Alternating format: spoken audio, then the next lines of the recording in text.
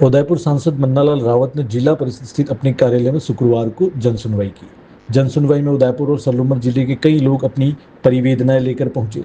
सांसद रावत ने सभी परिवेदनाओं को सुनते हुए संबंधित विभागों तक पहुंचाया। सांसद रावत ने कहा कि अलग अलग समस्याओं को लेकर लोग आए। किसी क्षेत्र में सीवरेज की परेशानी तो किसी में बिजली और पेयजल की समस्या है। संबंधित विभागों को लिखा जाएगा और उन्हें दूर किया जाएगा। इसी के साथ सांसद रावत ने पहलगाम में हुए आतंकी हमले पर भी अपनी बात रखी और कहा कि सरकार ने मामले को लेकर सख्त कदम उठाए हैं और पूरा देश एकजुट होकर खड़ा हुआ है कि जनता की समस्याओं को समय समय पर पहचानें और एक आउटरीच के तहत सभी तक पहुँचें। तो आज हमने जो सांसद सेवा केंद्र है जिला परिषद में कलेक्ट्रेट में, वहाँ जनसुनवाई रखी है। सलूमर और उदयपुर ज़िले से कई आमजन आए हैं, कई विषयों को लेकर आए हैं। मुख्यतः डीएमएफ की जो स्वीकृतियां हैं, स्कूलों में अतिरिक्त कक्षा कक्ष हैं, कहीं सीसी रोड की आवश्यकता है, यहाँ तक कि यूडीए के कुछ इश्यूज़ हैं। लीगल तरीके से कोई अप्लाई किया लेकिन वहाँ कुछ काम नहीं हुआ। कई जगह ये भी ध्यान में आता है कि कॉलोनी है लेकिन वहाँ नाली नहीं है, ड्रेनेज की व्यवस्था नहीं है। इस तरह के विषय आए। मुझे लगता है ये सारे विषय जब हम सरकार को जो मशीनरी है उनको भेजते हैं तो समाधान भी होता है। पुराना अनुभव भी ये बताता है कि लोग बाग जो काम नहीं हो पाता है, कुछ कई कारणों से अटक जाता है, तो वो सारे यहाँ विषय आते हैं। और जब हमने यहाँ की एजेंसीज़ को, चाहे वो यूडीए हो, चाहे नगर निगम हो, पीडब्ल्यूडी हो, चाहे शिक्षा विभाग के विषय हो, दूसरे जहाँ पर भी हो, किसी के ट्रांसफ़र के भी विषय, सब जिसको भी भेजा है तो निश्चित रूप से नियमानुसार जो राहत मिलती है वो मिलती हुई नज़र आई है। तो इस कारण हम लोगों ने आमजन के लिए इस जनसुनवाई रखी है। सर, पानी की समस्या भी कई जगह आ रही है, कई पाइपलाइन अभी तक नहीं पहुँच पाई है। आज 2 एप्लीकेशन ऐसी आई हैं जिन्होंने बहुत गंभीरता के साथ में विस्तृत विवरण भी दिया है।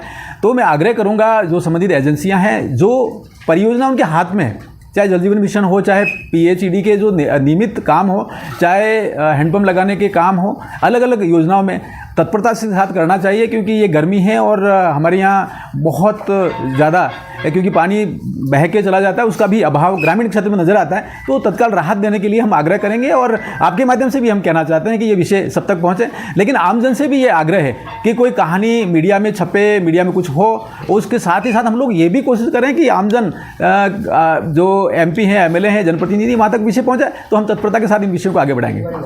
दुखद, बहुत जघन्य और राष्ट्रीय सुरक्षा का प्रश्न है। बहुत गंभीर घटना हुई है और जब उस घटना के स्थान को देखते हैं तो मुझे 2015 का मेरा अपना खुद का विजिट ध्यान आता है, जिसको मिनी स्विट्ज़रलैंड कहते हैं। उस जगह पर यह घटना हुई है और जिस जघन्य तरीके से ये घटना हुई है उसमें बहुत 3-4 बिंदु बहुत कीमती हैं। पहला तो ये कि बॉर्डर लाइन पर नहीं है, लगभग बॉर्डर से 100 किलोमीटर अंदर है। वहाँ आकर कोई इस तरह की घटना करता है तो निश्चित रूप से लोकल जो प्रोटेक्शन है वो भी है, जिसको ट्रिपल सेल बोलते हैं, वो भी है। और दूसरा बहुत सुनियोजित ढंग से किया गया ये एक तरह से किया गया कृत्य दिखता है। तीसरा ये नज़र आता है कि सरकार ने इसको बहुत तत्परता से लिया है। केंद्रीय गृह मंत्री जी मौके पे गए हैं, उस स्थान का निरीक्षण किया है। उसके बाद जो कैबिनेट कमेटी ऑन सिक्योरिटी है उसकी बहुत बड़ी बैठक हुई है माननीय प्रधानमंत्री जी के नेतृत्व में। जो निर्णय लिए हैं वो आप सभी के सामने।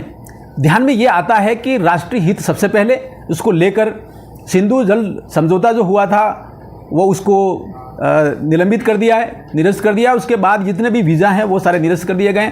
पाकिस्तानी जितने भी नागरिक हैं वो यहाँ से जाएं। मुझे लगता है सरकार तत्पर है। माननीय प्रधानमंत्री जी ने बिहार के मधुबन से जो कहा है वो एकदम संकेत है कि आतंकवादियों ने जो सोचा नहीं होगा उतना बड़ी कार्रवाई होगी।